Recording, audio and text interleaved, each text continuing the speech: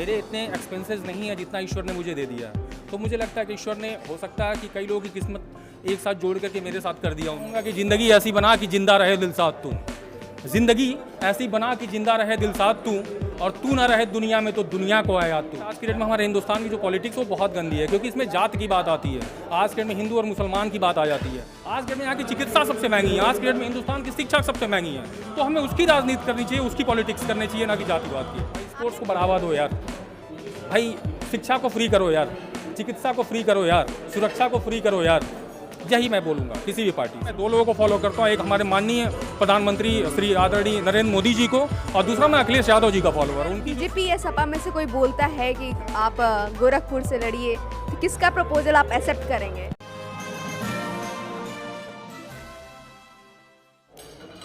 आपने कई समाज सेवकों के बारे में सुना होगा, लेकिन आज मैं ऐसे समाज सेवक से आपसे मिलवाने जा रही हूँ जो बहुत से युवाओं के लिए आइडल है।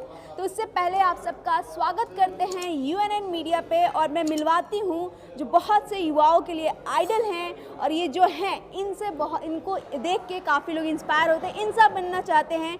तो अभिषेक पांडे जी, सबसे पहले UNN मीडिया आपका स्वागत है। बहुत बहुत धन्यवाद, थैंक यू सो मच। आप तो बहुत गोरे हैं, मैं सावनी हूँ, थोड़ा सा लाइट में आ जाते हैं। सबसे पहले कि आपके बारे में बहुत सी कहानियाँ सुनी हूँ मैं, खासकर समाज सेवा को लेकर। कोरोना में तो बहुत से लोग उभर के आए, लेकिन आप बहुत पहले से समाज सेवा करते आ रहे हैं। ऐसा मैंने सुना है कि आप हर साल किसी ब्राह्मण का घर बनवाते हैं, कितना सच्चाई है इस बात में? बेसिकली हर साल किसी ब्राह्मण का घर बनवाते नहीं, हर साल जो भी ज़रूरतमंद होता है, वो कास्ट की बात नहीं होती, कोई ब्राह्मण है यादव है, ऐसा कुछ भी नहीं है। जो ज़रूरतमंद है, जिसको कोई अगर लगता है कि प्रभु बालाजी के आशीर्वाद से मैं किसी भी तरीके से सहयोग कर सकता हूँ, तो बिल्कुल मैं एक कदम आगे बढ़ा के बिल्कुल मैं सहयोग करने जाता हूँ। यहाँ पे कास्ट कोई मैटर नहीं है। और ये भी सुना है कि बहुत सी लड़कियों की आपने शादी करवाई है, तो वो किस तरह से आप लोगों की मदद करते हैं? मतलब जरिया क्या है? क्या आपकी टीम है प्रॉपर जो इस पर वर्क करती है, कि आपको जो बस दिख जाए बस मदद करते हैं? बेसिकली कोई टीम नहीं है। मैं एक बहुत लोअर मिडिल क्लास फैमिली से बिलोंग करता हूँ, वहाँ से मैं निकल के आया हूँ, और जो भी आज मिला है मुझे अपने संघर्षों के दम पे और संस्कार के दम पे, तो प्रभु बालाजी की कृपा है, और बहुत सारी चीज़ें आज हमने गेन की हैं। तो गेन करने के बाद मुझे एक चीज़ महसूस होती है कि मेरे इतने एक्सपेंसेस नहीं है जितना ईश्वर ने मुझे दे दिया है। तो मुझे लगता है कि ईश्वर ने हो सकता है कि कई लोगों की किस्मत एक साथ जोड़ करके मेरे साथ कर दिया उन्होंने। तो मेरी रोल्स एंड रिस्पॉन्सिबिलिटी है टू आर द सोसाइटी कि मुझे आकर के फ्रंट पे आकर के लोगों को सहयोग करना चाहिए, लोगों का साथ देना चाहिए।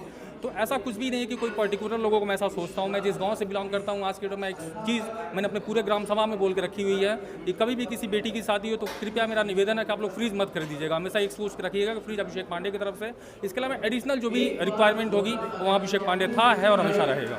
क्या बात है सर। आपके बारे में एक और चीज़ सुनी है, आपको गाड़ियों का बहुत शौक है, और आजकल आपकी एक गाड़ी चर्चा में है कि आपकी कोई एक 8 करोड़ की गाड़ी नहीं आने वाली है। इसमें कितनी सच्चाई है? अगर सच्चाई है तो कौन सी गाड़ी है, मेरे दर्शकों को जरूर बताइए। बेसिकली मैम, मैंने अपनी ज़िंदगी जो जिया है वो हमेशा कमिटमेंट पे जिया है। मैंने हमेशा हर चीज़ का कमिटमेंट किया, इवन अपनी शादी से लेकर के मैंने लव मैरिज करी है, उसमें भी मैंने कमिटमेंट किया था कि बस मुझे करना है तो करना है, और उसके लिए फिर मैंने अपने आप को बनाया, अपने आप को क्रिएट किया। दैट्स वाई दोनों फैमिली ने एक्सेप्ट किया। उसके बाद फिर मैंने अपने खुद से कमिटमेंट किया कि मैं 7 अप्रैल को मेरा बर्थडे होता है, तो मैंने कमिटमेंट किया कि 7 अप्रैल 2019 को मैं अपनी खुद की रेंज रोवर खरीदूंगा। तो फिर मैंने 7 अप्रैल सन 2019 को ही रात को 11 बजे मैंने रेंज रोवर की डिलीवरी ली। लखनऊ में नहीं थी, मैंने गुड़गांव से मंगाया, सिर्फ कमिटमेंट के कारण कि मेरा खुद से कमिटमेंट है। और अभी कंडीशन ये है कि ऑलरेडी भाई रॉल्स रॉयल्स का जो शोरूम पूरे इंडिया में नहीं है, क्योंकि बाहर से इंपोर्ट चीज़ें होती हैं, और अभी हम रेंज रोवर ही लिए हुए हैं, लेकिन उसकी सर्विसिंग के लिए मुझे लखनऊ जाना पड़ता है। तो बस एक मेरी साथ दिक्कत ये आ रही, जैसे इंडिया में रॉल्स रॉयल्स का शोरूम होगा वैसे ही मेरी उसके बाद जो गाड़ी होगी, मेरी फर्स्ट गाड़ी रॉल्स रॉयल्स होगी, जो कि जो भी 7-8 करोड़ की जो टॉप मॉडल होगी बिल्कुल लूँगा। क्या बात है भाई, तरक्की हो तो ऐसी।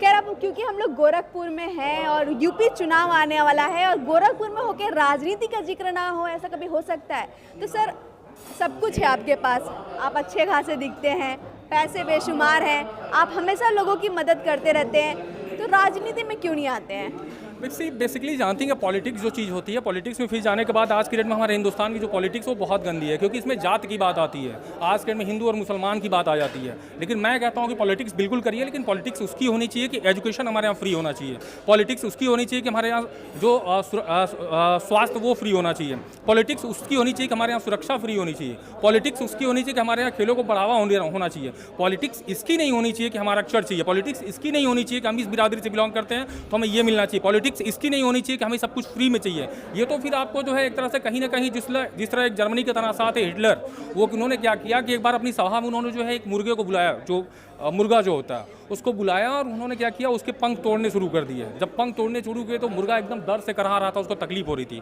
पूरी सभा में लोग हैरान थे कि ये क्या हो रहा है, मुर्गे का इन्होंने पंख क्यों तोड़ा।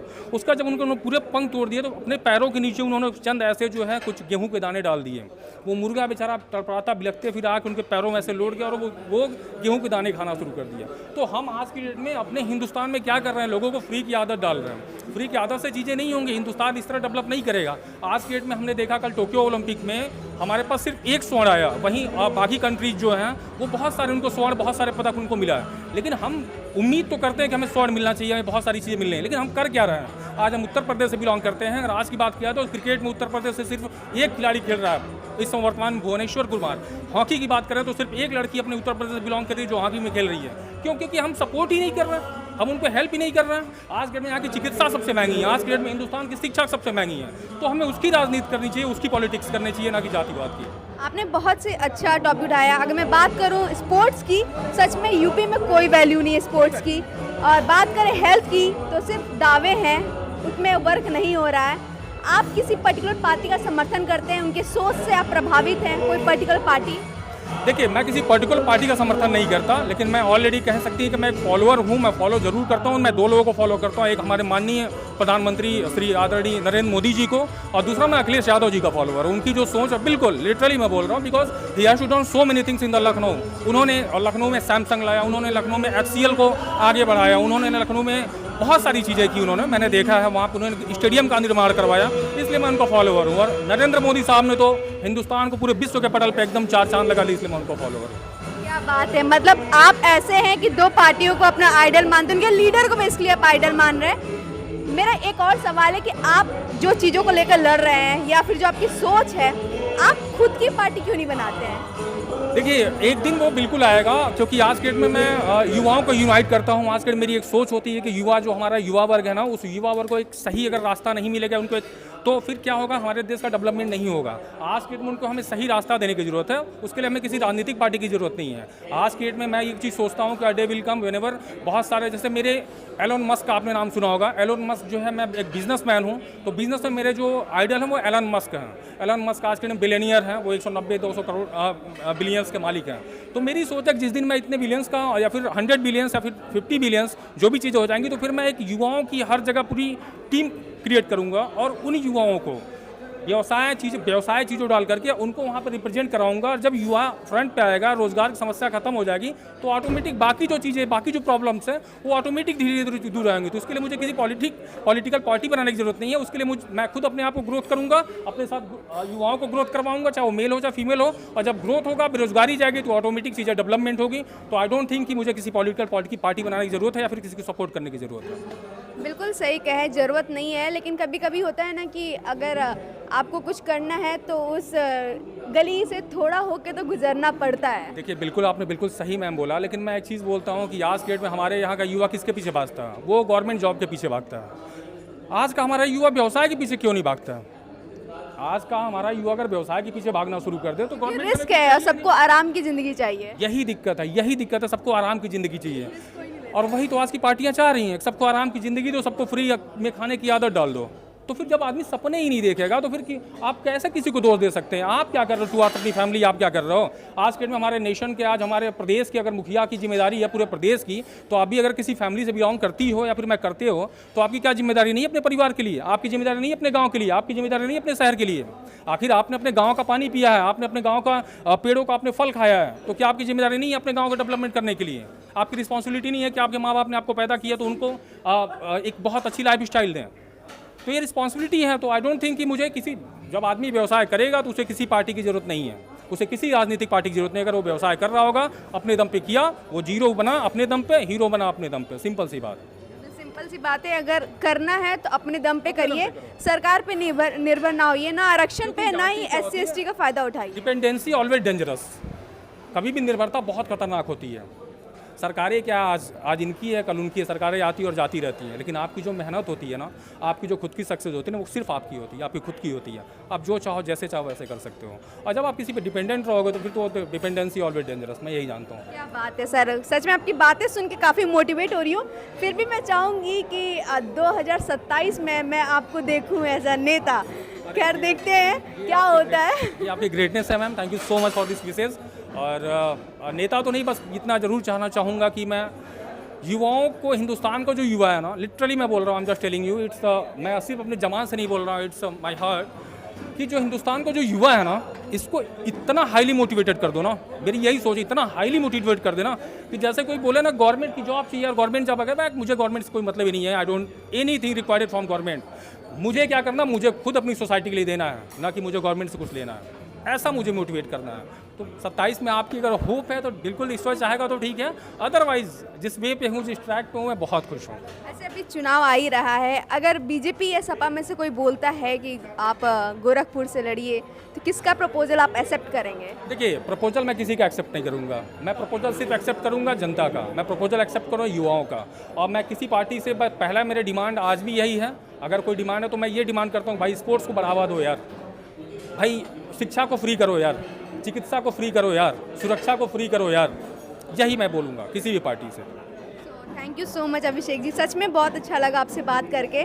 और मैं चाहूँगी जो आपके अंदर ये जोश है ये बरकरार रहे, और जैसे युवा इंस्पायर हो रहे हैं और भी युवा आपसे जुड़े, सोशल मीडिया के थ्रू जुड़े, क्योंकि बेस्ट जगह है आपसे मोटिवेट होने के लिए। और आप बस ऐसे ही दिन दुगनी और जो होता है ना रात चौगनी, ऐसे ही तरक्की करते रहें। बहुत बहुत धन्यवाद। हमारे दर्शकों को कुछ बोलना चाहेंगे, ज़्यादातर सब युवा हैं। बिल्कुल, मैं दर्शकों को यही बोलना चाहूँगा कि अब यहाँ पे मैं देख रहा हूँ बहुत सारे ऐसे चेहरे हैं जो मेरे बहुत वेल नोन हैं, बहुत जानने वाले लोग हैं, और मैं दर्शकों को सिर्फ यही बोलना चाहूँगा कि ज़िंदगी ऐसी बना कि जिंदा रहे दिल साथ तू, ज़िंदगी ऐसी बना कि जिंदा रहे दिल साथ तू, और तू ना रहे दुनिया में तो दुनिया को आया तू। जय वाला जी। बस इसी के साथ अपनी बारी को विराम दूँगा। Thank you so much ma'am. मैं तो बस यही कहूँगी, सोच हो ऐसा हर युवाओं के अंदर, ऐसा जोश बहुत ज़रूरी है।